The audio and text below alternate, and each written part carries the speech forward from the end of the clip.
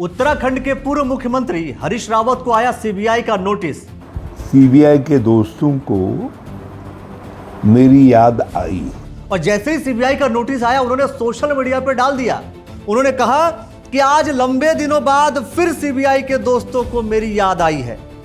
इससे लगता है कि अब फिर विधानसभा के चुनाव आने जा रहे हैं और भाजपा के दोस्त जिनके हाथ में सीबीआई ने अपनी स्वतंत्रता, अपनी स्वायत्तता पूरी तरीके से कॉम्प्रोमाइज कर ली है, उन्होंने मुझे चुनाव के लायक समझा है।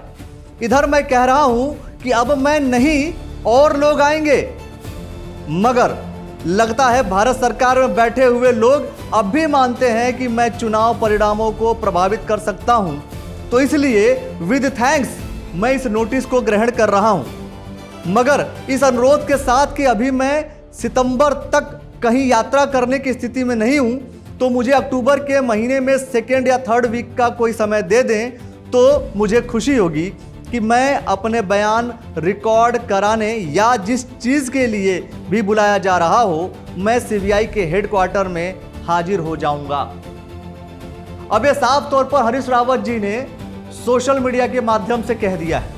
देखिए, जब भी वो सोशल मीडिया पे कुछ कहते हैं तो यह लोगों को सुनना चाहिए, समझना चाहिए, क्योंकि जब कोई व्यक्ति पूर्व मुख्यमंत्री हो किसी राज्य का, और खास तौर पे जब हम उत्तराखंड की बात करते हैं तो हरीश रावत जी का नाम तो रहेगा ही रहेगा। तो हरीश रावत जी जो कि पूर्व मुख्यमंत्री है उत्तराखंड के, सोशल मीडिया के माध्यम से जब कोई बात कहते हैं तो निश्चित तौर पर यह सुनना चाहिए, समझना चाहिए कि आखिर उनके कहने का मतलब क्या है, तात्पर्य क्या है। एक तो साफ तौर पर वो कह रहे हैं कि जब मैं ये कह चुका हूं कि मैं चुनाव लड़ना नहीं चाहता, मैं अब नहीं आऊंगा, आए कोई और। मैं कहता फिर रहा हूं कि अब बहुत हो गया, अब ताकत नहीं रही। तो मैंने कहा लेकिन लगता है सरकार और सीबीआई अब भी मुझ में ताकत देख रही है, इसलिए तो नोटिस लेकर के मेरे घर पर आई है। तो भाजपा के लोग क्यों चाहते हैं कि हरीश रावत जी चुनाव लड़े?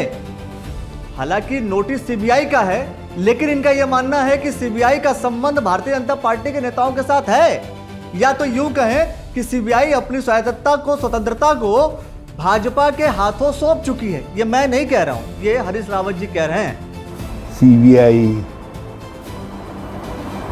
ने अपनी इंडिपेंडेंस, अपनी स्वायत्तता पूरी तरीके से कंप्रोमाइज कर ली है।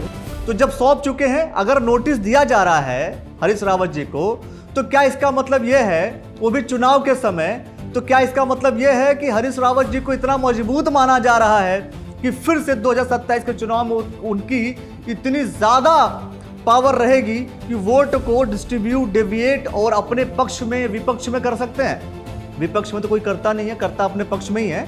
मतलब कि हरीश रावत जी अगर मैदान में डटे रहेंगे तो कांग्रेस पार्टी के वोट का परसेंटेज बढ़ जाएगा। आपको ऐसा लगता है? लगता है तो कमेंट सेक्शन में प्रतिक्रिया दे दीजिए। और लगता भारतीय जनता पार्टी को भी होगा, तभी तो ये चीज की जा रही है, ये कह रहे हैं, अदरवाइज ऐसा होता नहीं। तो मैं आपसे ये जानना चाहता हूं कि आखिर ऐसा क्या है और क्यों है कि उनको नोटिस दिया गया? क्या वास्तव में नोटिस देने की वजह 2027 के चुनाव का संबंध है? क्या 2027 में चुनाव होने वाले हैं, भाजपा ये चाहती है कि हरीश रावत जी मुख्यमंत्री का चेहरा बने? हरीश रावत जी जिस तरीके से पूर्व मुख्यमंत्री थे उस तरीके से वो मुख्यमंत्री का चेहरा बने और उत्तराखंडियत के लिए लड़े? क्या यह भारतीय जनता पार्टी चाहती है, या चूंकि जिस तरीके से, जिस स्टेटमेंट को उन्होंने सोशल मीडिया के माध्यम से लिखा है, यह हरीश रावत जी खुद चाहते हैं कि भैया अब तो आपने हमें छेड़ दिया है, अब हम छोड़ेंगे नहीं, चुनाव लड़के रहेंगे, दावेदारी करके रहेंगे और मुख्यमंत्री का नंबर 1 दावेदार मैं। आखिर इसका मतलब, उसका तात्पर्य क्या है? और आपके हिसाब से कांग्रेस पार्टी में मुख्यमंत्री पद का दावेदार, सही दावेदार कौन हो सकता है और किस लिए हो सकता है, यह भी अगर आप कमेंट सेक्शन में प्रतिक्रिया देंगे तो ज्यादा बेहतर होगा। और भारतीय जनता पार्टी के लोग क्या वास्तव में चाहते हैं कि हरीश रावत जी फिर से उसी स्टाइल में, उसी तरीके से आए जिस तरीके से वो मुख्यमंत्री का कार्यकाल उन्होंने निभाया, और आकर के बिल्कुल वो चुनाव लड़े, दावेदारी पेश करें? 22 का जो परिणाम था उसको छोड़ करके 27 का परिणाम कुछ और भी हो सकता है, क्योंकि हर वक्त की जो स्थितियां हैं, परिस्थितियां हैं, वो बदलती रहती हैं। अगर स्थितियां, परिस्थितियां बदलती हैं तो निश्चित तौर पर चुनाव के परिणाम भी बदल सकते हैं। आखिर वो परिणाम क्या होगा, अगर हरीश रावत जी मुख्यमंत्री का चेहरा बनते हैं और उनकी अगुवाई में पूरे चुनाव लड़ा जाता है तो कांग्रेस पार्टी कितने टिकट और सीट लेकर के चुनाव जीतेगी, कितने सीट पर कांग्रेस जाएगी और कितने सीट पर भाजपा रह जाएगी, ये आप कमेंट सेक्शन में हमें बता दीजिए। उन्होंने, हरीश रावत जी ने जो सोशल मीडिया पे बताया वो हमने आपको बता दिया, और कमेंट सेक्शन में आप हमें ये बता दीजिए कि अगर हरीश रावत जी मुख्यमंत्री का चेहरा बनते हैं तो कांग्रेस की कितनी सीटें आएंगी। कमेंट सेक्शन में प्रतिक्रिया दीजिए और इसी तरीके की तमाम खबरों के लिए देखते रहिए द न्यूज़ वाला नेटवर्क। बहुत बहुत शुक्रिया, बहुत बहुत धन्यवाद।